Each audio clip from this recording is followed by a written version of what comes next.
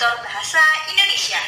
Kali ini kita akan belajar menganalisis sistematika dan kebahasaan karya ilmiah sesuai dengan kompetensi dasar 3.15. Sudahkah kalian tahu apa saja struktur atau sistematika karya ilmiah?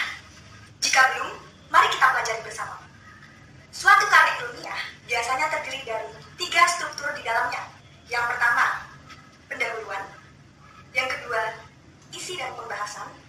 Dan yang terakhir, kesimpulan. Yang pertama, pendahuluan.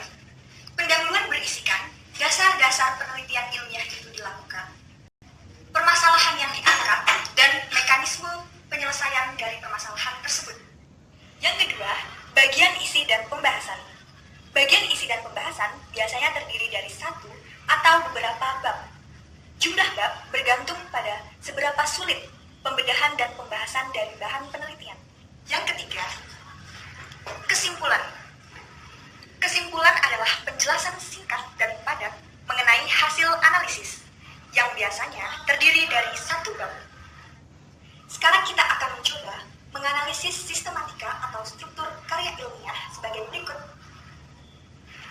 Dapat kita lihat bahwa sistematika dari sebuah karya ilmiah atau contoh ini sudah tertera jelas. Pada bagian pendahuluan terdiri dari latar belakang, rumusan masalah, dan juga tujuan dari penelitian.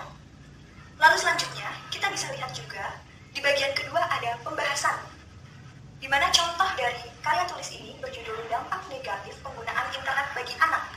Maka di dalam pembahasan dijelaskan apa saja dampak negatif dari penggunaan internet tersebut bagi anak. Selanjutnya yang terakhir, pada bagian ketiga yaitu kesimpulan, berupa penjelasan singkat dari hasil analisis tentang dampak negatif internet bagi anak. Kemudian, apa saja sih ciri-ciri dari kebahasaan karya ilmiah? Yang pertama, reproduktif dan tidak ambigu. Maksudnya adalah bahasa yang ditulis maknanya jelas oleh pembaca, tidak bermakna ganda, dan tidak membingungkan. Seperti contoh,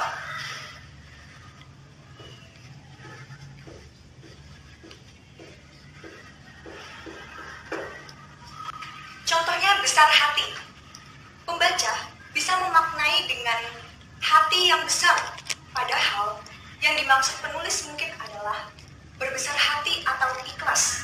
Nah, contoh kata yang seperti ini adalah yang harus dihindari dalam penulisan suatu karya ilmiah. Ciri kebahasan selanjutnya adalah tidak emotif. Tidak emotif maksudnya adalah melibatkan perasaan dari penulis, karena seharusnya karya ilmiah ditulis sesuai dengan fakta dari hasil analisis penelitian, bukan perasaan subjektif dari penulisnya. Ciri kebahasaan berikutnya adalah menggunakan bahasa baku. Contohnya,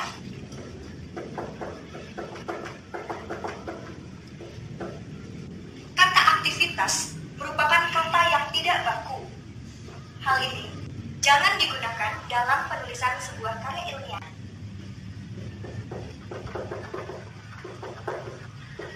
Seharusnya yang dapat digunakan di tulisan karya ilmiah adalah kata aktivitas dengan huruf V, bukan dengan huruf F.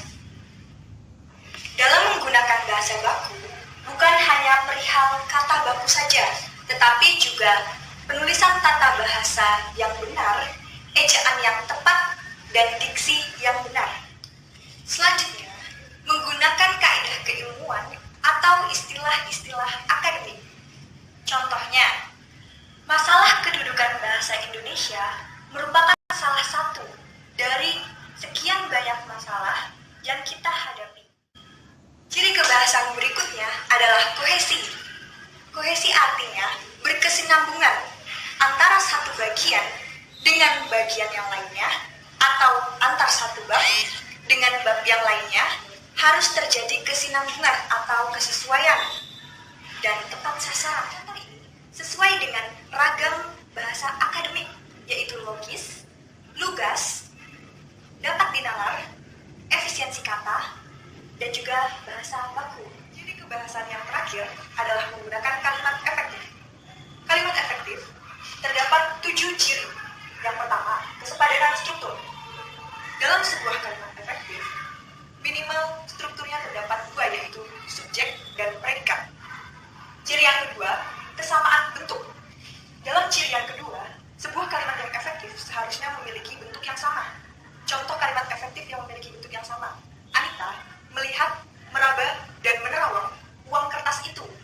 Dalam hal ini, kata lihat diimbuhi awalan mu, kata raba diimbuhi awalan mu, dan begitu seterusnya. Kalimat yang tidak efektif, contohnya Anita lihat, meraba, dan menerawangkan uang kertas itu. Nah, ini tidak memiliki kesamaan bentuk, karena lihat tidak diimbuhi awalan ataupun akhiran. Meraba, raba diimbuhi awalan mu, menerawangkan diimbuhi akhiran kan. Sehingga dalam hal ini, contoh tersebut merupakan kalimat tidak efektif, karena tidak memiliki kesamaan bentuk. Keempat, kehematan kata. Contoh kalimat yang tidak efektif. Penelitian ini bertujuan agar supaya masyarakat menjadi tahu. Dalam hal ini, kata agar dan supaya memiliki makna yang sama, sehingga kata ini menjadi boros dan tidak hemat. Seharusnya kalimat yang efektif adalah penelitian ini bertujuan agar masyarakat menjadi lebih tahu. Kelogisan makna. Contoh kalimat yang tidak efektif karena tidak logis maknanya. Contohnya, orang itu mengeroyok mahasiswa. Hal ini menjadi tidak logis. Orang itu berarti orang hanya satu. Bagaimana caranya mengeroyok mahasiswa? Sedangkan kata mengeroyok seharusnya lebih dari satu. Seharusnya kalimat yang efektif karena logis maknanya adalah orang-orang itu mengeroyok mahasiswa. 6. Kepaduan makna. Berarti kalimat yang efektif maknanya harus berpadu dan tidak berbeda-beda, memiliki makna yang lain-lain. Nah, yang ketujuh, kecermatan dan kesantunan. Dalam hal ini, kalimat efektif menggunakan kalimat yang santun atau bukan menggunakan bahasa sehari-hari dan tidak baku. Demikian penjelasan bagaimana cara menganalisis sistematika dan kebahasaan karya ilmiah. Nah, sekarang adik-adik sudah bisa mulai untuk menganalisis sistematika dan kebahasaan. Sampai jumpa di video tutorial selanjutnya.